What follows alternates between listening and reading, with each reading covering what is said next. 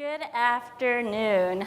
For those of you who don't know me, my name is Akina Chikata. I'm part of the product marketing team at MarkMonitor. And today, I'm really excited because I get to sit here with Patrick from Verizon. And we're going to talk about, actually, we're going to address a very important question. Are fraudsters always a step ahead of us? So with that, Patrick, can you give us a quick introduction and tell us a little bit about your role at Verizon? Sure. I'm in-house counsel for Verizon. I'm based out of Arlington, Virginia, just across the river from DC. And I primarily focus on trademark copyright and domain name issues for the company, including enforcement. We're part of a larger organization group within legal called Marketing, IP, Digital Media, Law and Policy. And our Vice President, David Hubbard, is here today. Shout out to David. So we play an overall supportive role to the Chief Marketing Officer, and we support him from a brand creation, protection, and enforcement perspective. But we also do that same type of work for the rest of the business. We do that domestically and for the rest of the world. Thank you, Patrick. So I know today, at least the first half of today, we spent a lot of time talking about the various different types of brand infringements, and we spent a lot of time talking about counterfeit. Patrick and I actually wanted to take a different spin, still talk about brand infringement, but focusing a little bit more on fraud. So today we'll talk about a little bit about phishing scams and how that's still a really important part of your brand protection strategy. And with that, actually, I know, Patrick, you brought some examples to share with us. Can you share a few examples of what you're seeing at Verizon? Sure. So what we see is a lot of phishing related to text messaging, trying to get customers to click on a link, to go somewhere, to enter some type of information, either personal information like name, credit card information, social security information, or just general account information, username and password. We see this used either in a standalone domain name, like this example here for VerizonWirelessWeb.com. We also see a lot in subdomain use. So these types of examples where we have a standalone domain name, they usually get reported into us pretty quickly as part of our early watch service through MarkMonitor because it's tied in connection with a domain name registration. The other types of phishing related to use in the subdomain, they get reported to us usually towards the end of the week where we see a report in terms of where we had phishing, how long it was up before it came down, as well as what's still currently pending. These ones allow for us to see real-life examples of phishing as they're actually occurring, where there's actually content up on the website associated with the standalone domain name. And it allows for us to collect examples like this to be able to show internally just how sophisticated a lot of these infringers are in terms of copying the overall look and feel of our branding, and also to kind of point out what exactly it is that they're looking for as part of the overall phish. So here, this other example for wireless, VerizonBusiness.com, similar in nature to the previous one. They're looking for just general account information related to username and password. As most of you might know, usually you can access a lot of your account information either by having a specific username or just typing in your mobile phone number, and then entering your password accordingly in order to access your account online. Here as well, what we've seen most recently are examples of where they try and make these phishing attacks look more and more legit, so to speak. And we see a new trend associated with identifying the My Verizon app in connection with the overall phishing example. Again, to kind of give customers that false sense of security that this is coming from Verizon, and that if you don't want, for example, to use the login screen, you could click on the app to go download the app if you haven't already done so. But for most of you, you probably already have your mobile provider app on your phone, maybe not, or maybe you engage directly with the mobile provider through the actual website, or maybe you just don't at all. But this is something that we've seen happen now more recently, where they continue to use this example of the app to try and make the overall look and feel of the phishing example look more legit. I am always impressed by the fact that these fraudsters are so savvy. They're really good at capturing this exact or pretty similar look and feel, making these scams a lot more credible, although not always, right? Yeah, this one is less sophisticated, so to speak, in the sense that it doesn't look as interesting or as branded compared to the other examples. It still does use the logo, for example, and again, here we see it tied in connection with a standalone domain name for Verizon-billing-profile.com. Again, here they're just looking for general account information for logging in, either using username and password. And I think I have one more example. Yeah, so this is where it's a little less sophisticated. And these still happen where there are less sophisticated, non-branded examples, as I would call them, but still used a lot even to this day. So what's really interesting about this, and I'm curious to hear from the audience too, typically, or a lot of companies, fraud is owned by the security or IT security team. But in your case, Patrick, you kind of discovered this as a major business problem, especially because they are using your legitimate IP, your trademark infringement, and they are doing something really, really bad. I mean, fraud and phishing is obviously a very serious crime. So can you talk us a little bit about like how you uncovered this and how you brought this to your business's attention? Sure. So within Verizon and within the group that we sit in overall, our general counsel is responsible for not just the legal department. He has responsibilities for what we call public policy law for the legal department and security. So security actually sits within legal, so to speak. And so from that perspective, we've always worked side by side with our security counterparts. And so they see us as a partner on a day-to-day basis to deal with online brand abuse, trademark infringement, counterfeiting, online fraud, et cetera. And so when we started seeing examples related to phishing, especially phishing over text messaging, we partnered yet again to try and figure out how best to address it. And of course, historically, the easiest way to address it would be, send a cease and desist letter.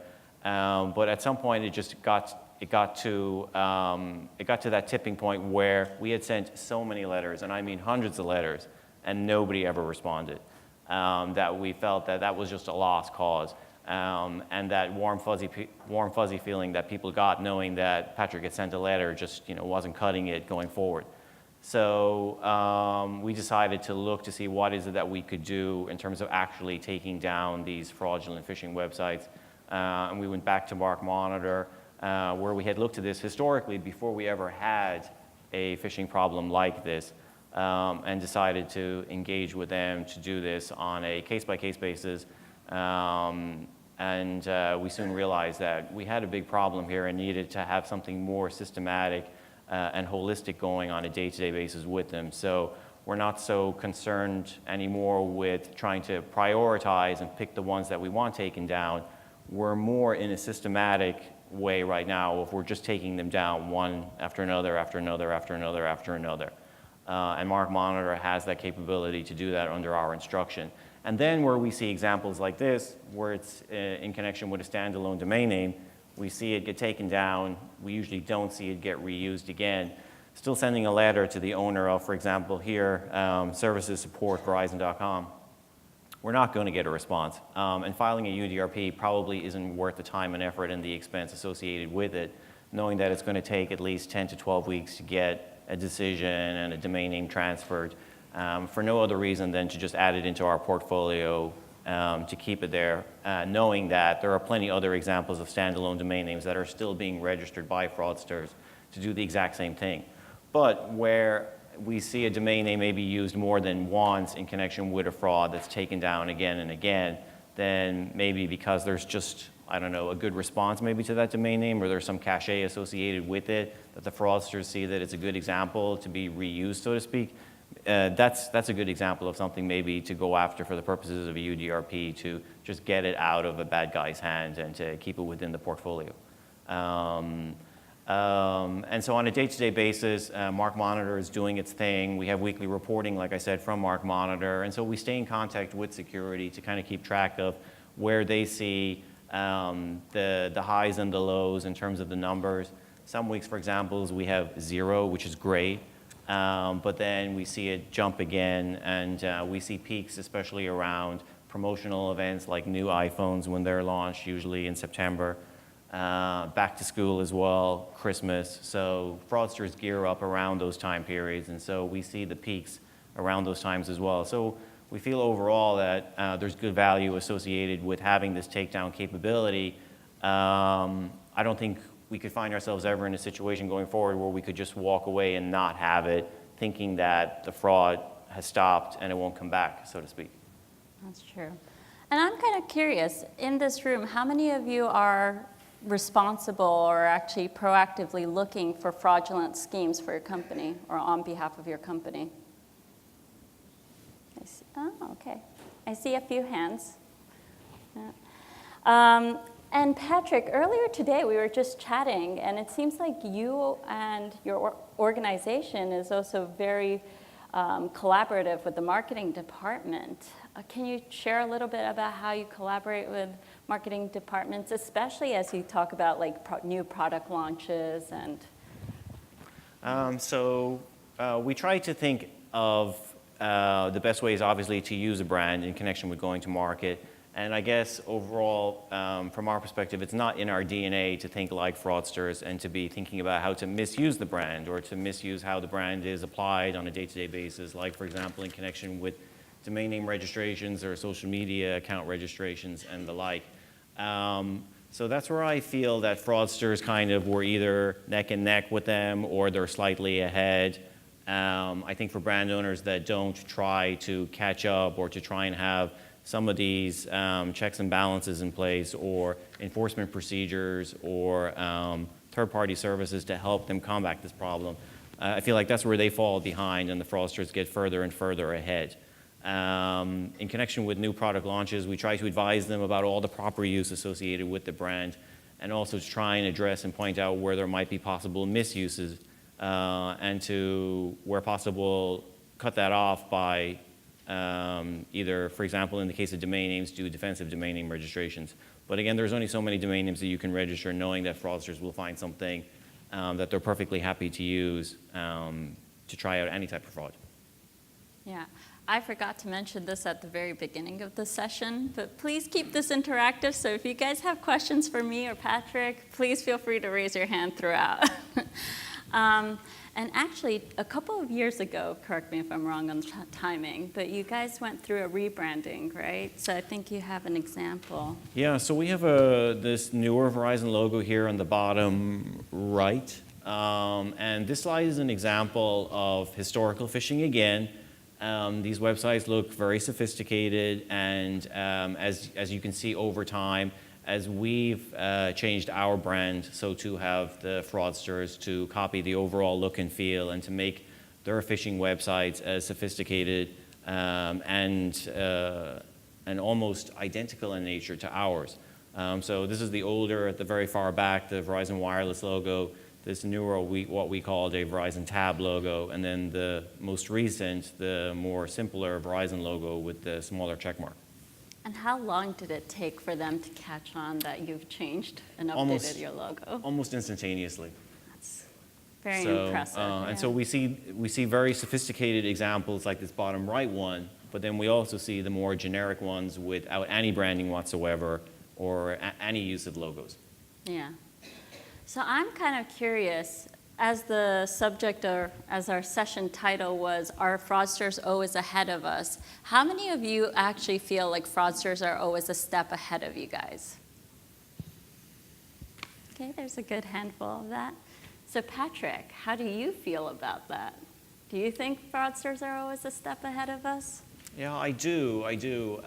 But I think that where we catch on to the misuse and see examples of it, I think we're quick to react and to frustrate or disrupt that type of activity. And then that causes them to pivot and try out new alternatives. be it registering other types of domain names, converting to other applications, like converting from maybe standalone domain names to more infringement in social media.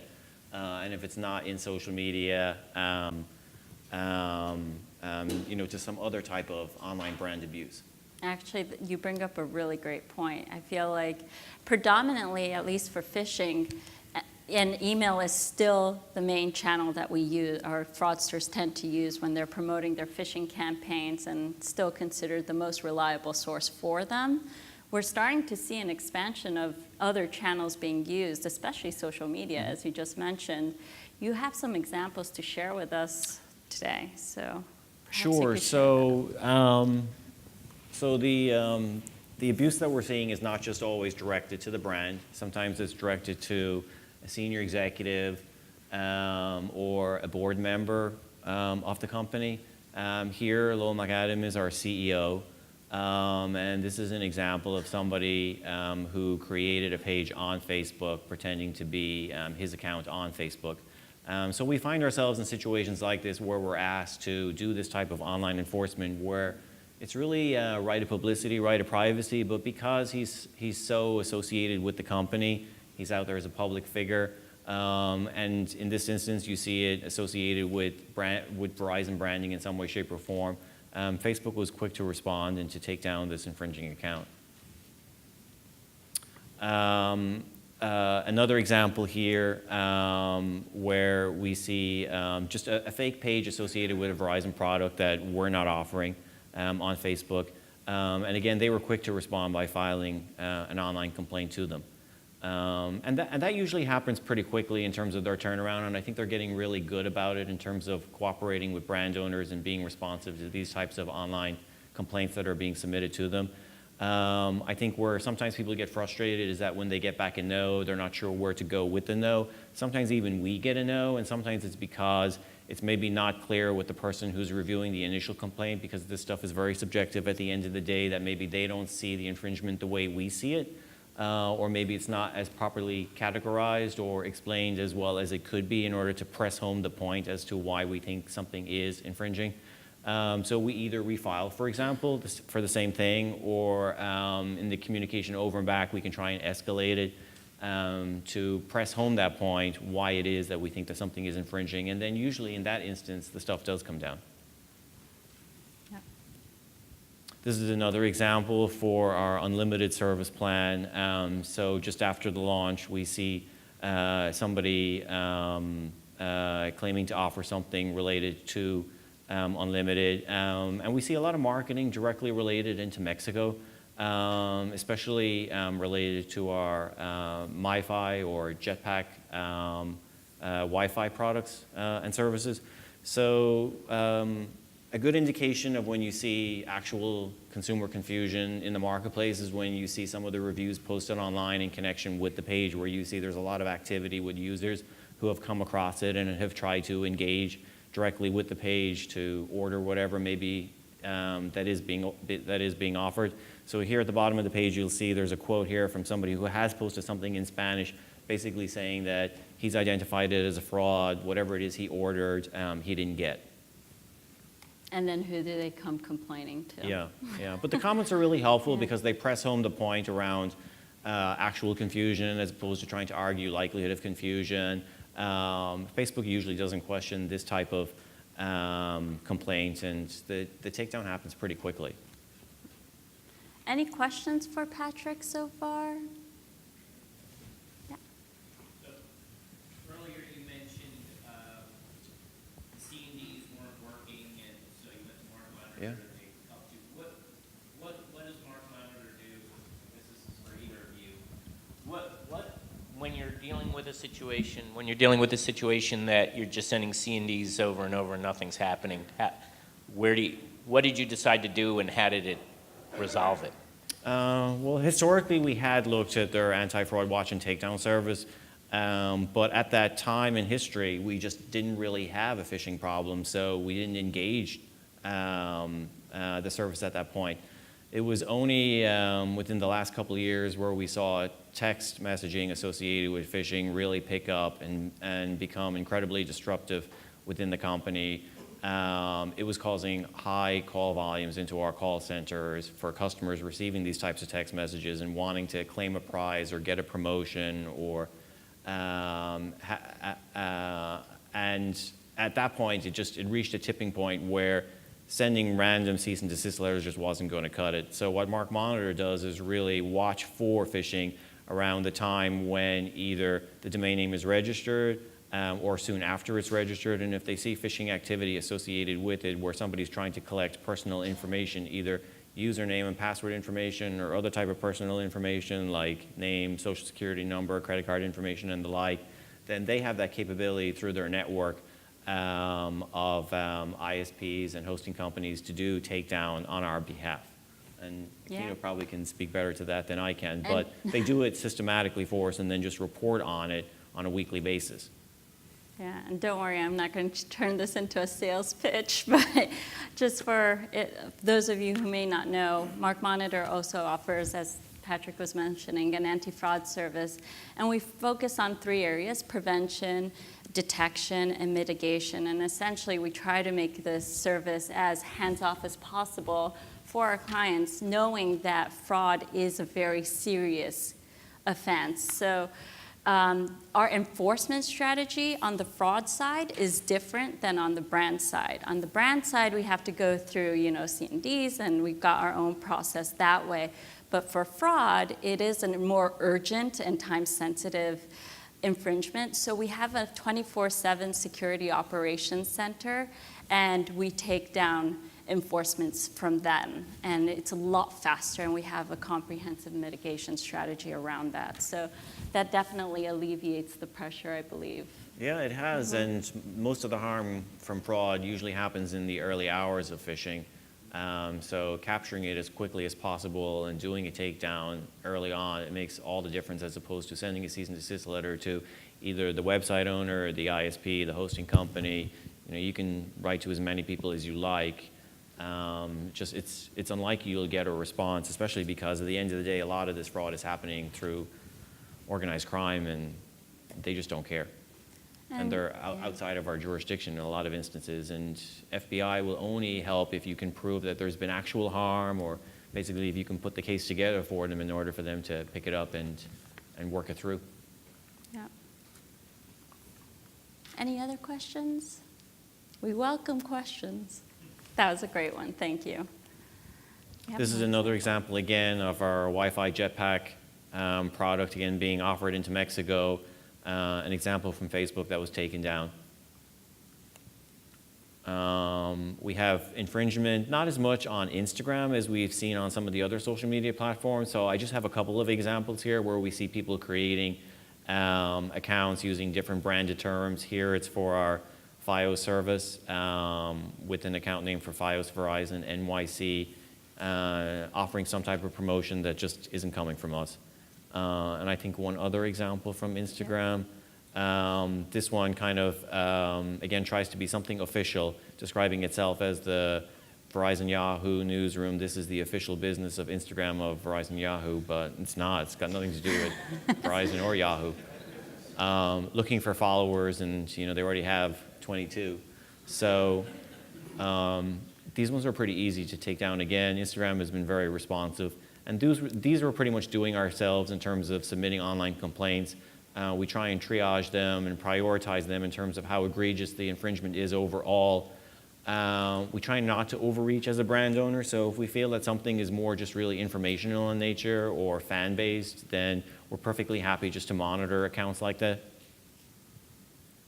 Okay, I think I had a quick question regarding domains. So when they take them down and the people who registered those domains, do the registrars tend to capture those people or track them so they don't keep on registering, domains over and over again? Like what happens on the back end after? It's just the website. You mean with the phishing examples? Yeah, just because they had several different domains there, and they disappear, they don't answer, it's not worth chasing. Mm-hmm. So the takedown, I think, is only associated with the actual website or the content in connection with the domain name. I think the registration still stays in existence if it's registered with so-called infringer. It's actually quite the opposite. Many Is it? people registered like that revenue stream when they register, and others start to squat at Verizon.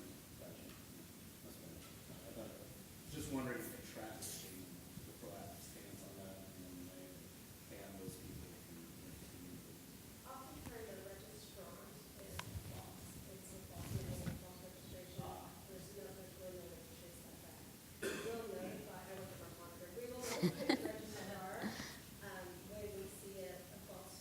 you, Kelly. We will notify the registrar when we see a malicious domain registration, but the investigation they do is really internal on their side. They'll look to see how it was paid for, if it was false, who is information that was given in the registration, and then if they take action, usually it's just, it'll fall out of registration or it'll stay in registration for the full term.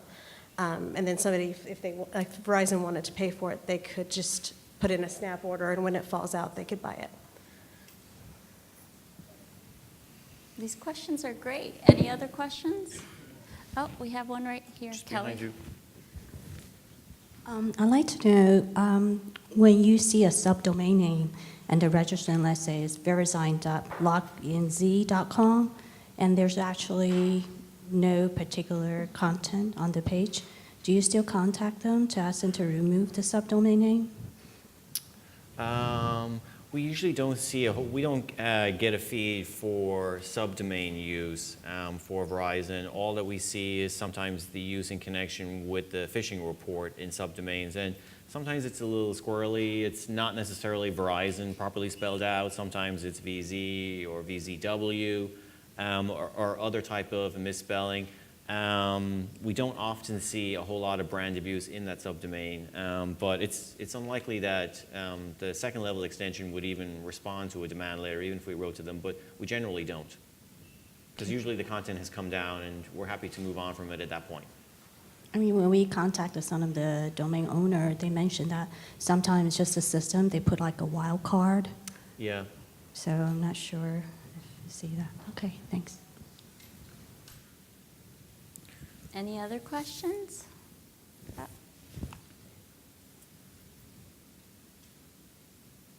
So is telecommunications a prime target compared to other industries? Because there's like, I don't know, a certain level of confusion with, you know, you have your mobile and landline and streaming and Wi-Fi. And I mean, what are they fishing for? And is every industry with any kind of user-facing site targeted as well, like Starbucks accounts or American Airlines or United Mileage Plus, et cetera? Do you know anything about that? I think nowadays any industry is a target, whereas historically people have primarily thought that this was a problem for banks and financial institutions. And so people were always worried about the phishing emails coming in from your local bank or your national bank asking you for either to click on a link to go somewhere and enter account information or to provide it directly across in the email. But I think maybe what fraudsters saw was an opportunity to fish somewhere else outside of that industry. Maybe they felt like there was, you know, some weaknesses elsewhere. What they're looking for is either account information, and what they do with that account information is they'll try and log into your account. They'll try and order an iPhone and have it shipped somewhere else. They'll try and order an iPad and have the same thing done. And then a customer will call in and saying, you know, I got a phone bill and I have an $800 charge for a new iPhone and I didn't order it. And then you suddenly realize that the account's been compromised because somebody logged in using a username and password. And, we have different checks and balances in place now within the company so that if a device like that gets ordered, the customer receives a prompt to confirm that a new product has been ordered like that for something as expensive as an iPhone or an iPad. So there's fraud loss associated with that there, where you have a new iPhone or a new iPad that's been sent out, it's already gone. The customer said they didn't order it, they don't want to pay for it, so you're out $800 and the customer wants a credit at $800.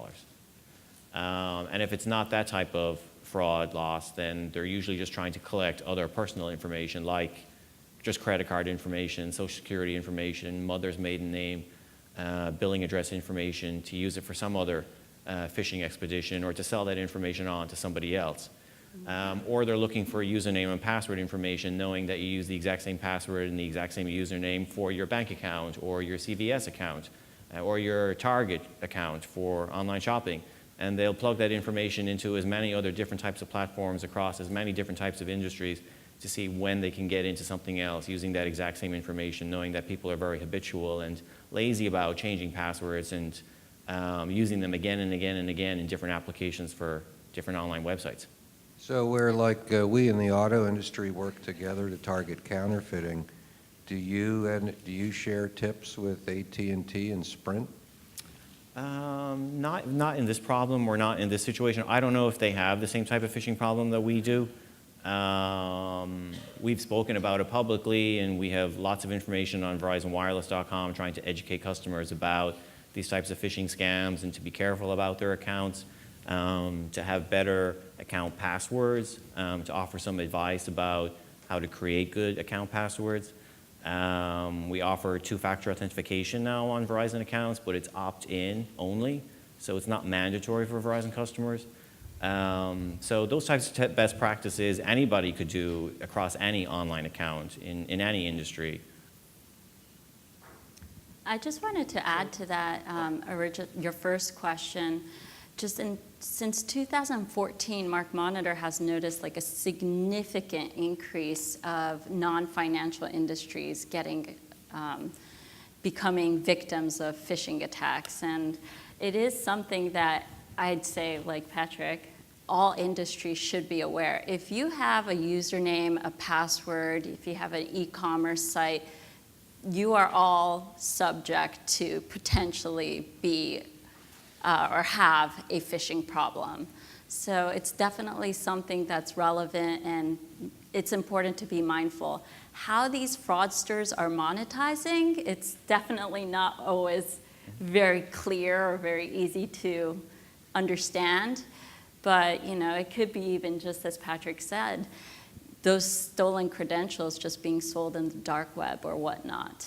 But yeah, please. So you mentioned that Mark Monitor provides a mitigation service, or is part of the three-part service that you do provide. What do you mean by mitigation in this instance? Yeah, great question. So we do shutdowns. So as soon as we identify and detect a phishing site, we start our shutdown process. That's done through the Security Operations Center. That's 24/7.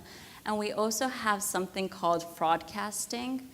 Fraudcasting is where we send out immediate notification to all of our partners, so it might be ISPs, email service providers. We have an extensive network of partnerships, and we let them know. So sometimes when you go to a website, you might notice that there's a little pop-up that says, alert, this might be a phishing site. That's what we call fraudcasting. And Mark Monitor is a big part of that, where for all of our clients that are part of the service, if we've detected a phishing site, and sometimes a phishing site might take 4 hours, 5 hours, 6 hours, depending on the region or where you're trying to enforce on. And so fraudcasting has a very quick result. So within a few minutes, 30 minutes, we start seeing that pop-up alerting, so that we do at least protect the consumers. And actually, that's a very effective way to start, preventing consumers from going to those phishing sites and accidentally putting in those credentials. Mm-hmm. Oh, hi. Well, I had a question, but actually I have a question that just came up while we were on this topic.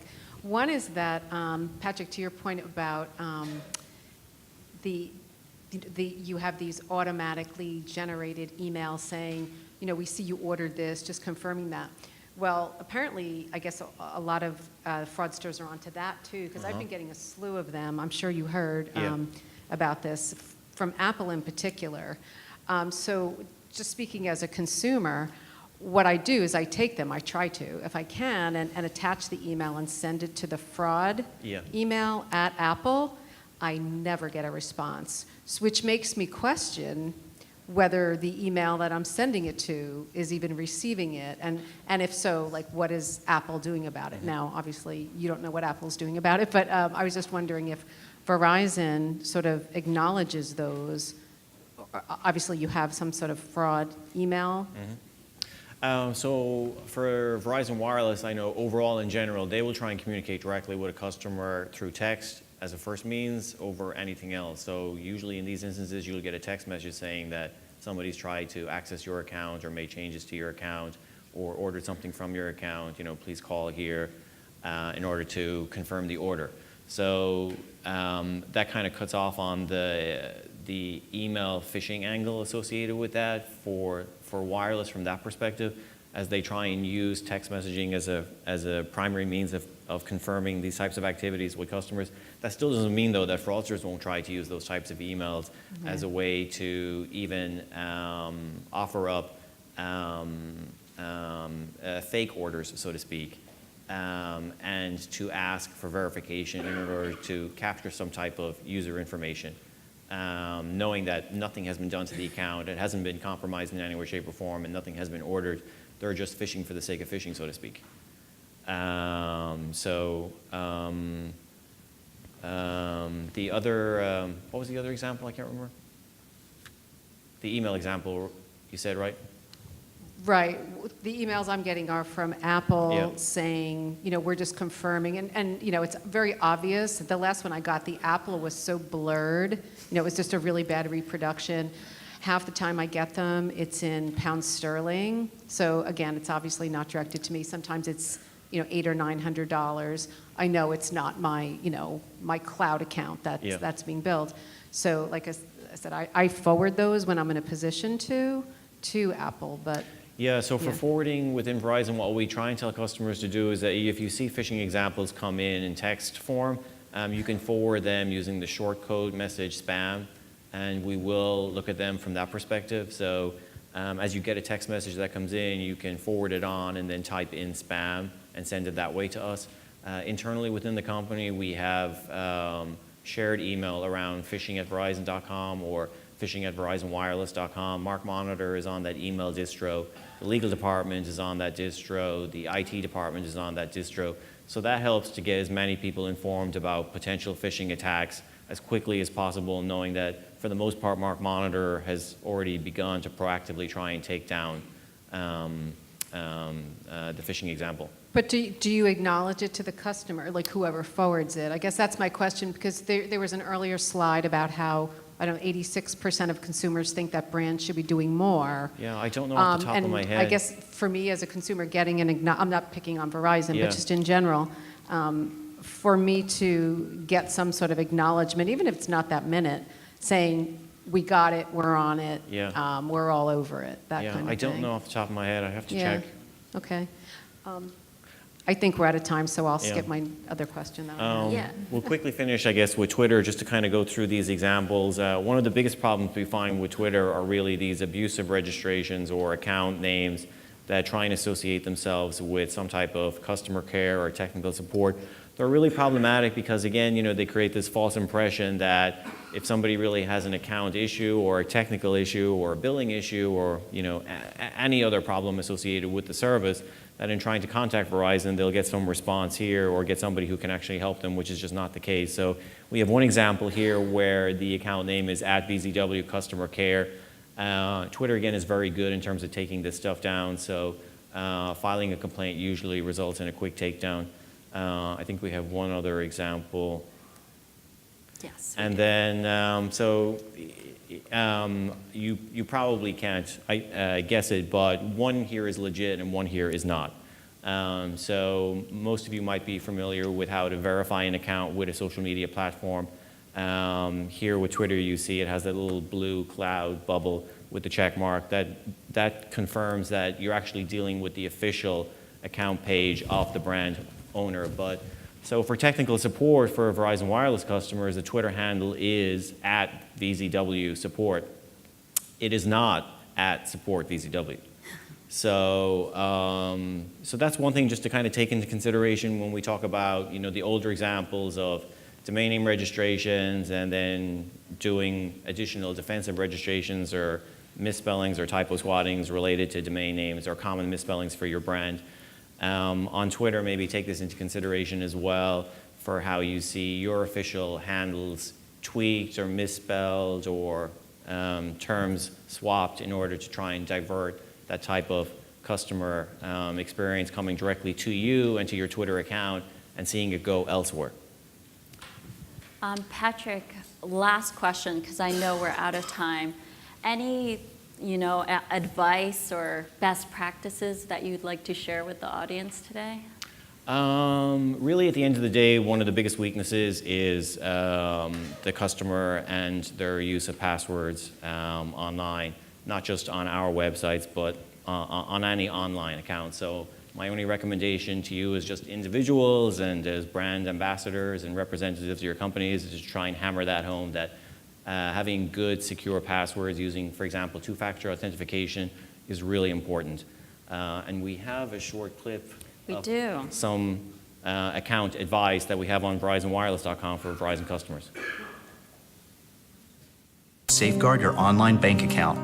At Verizon, we use the latest security technology, and we also recommend several simple steps you can take to keep your information safe.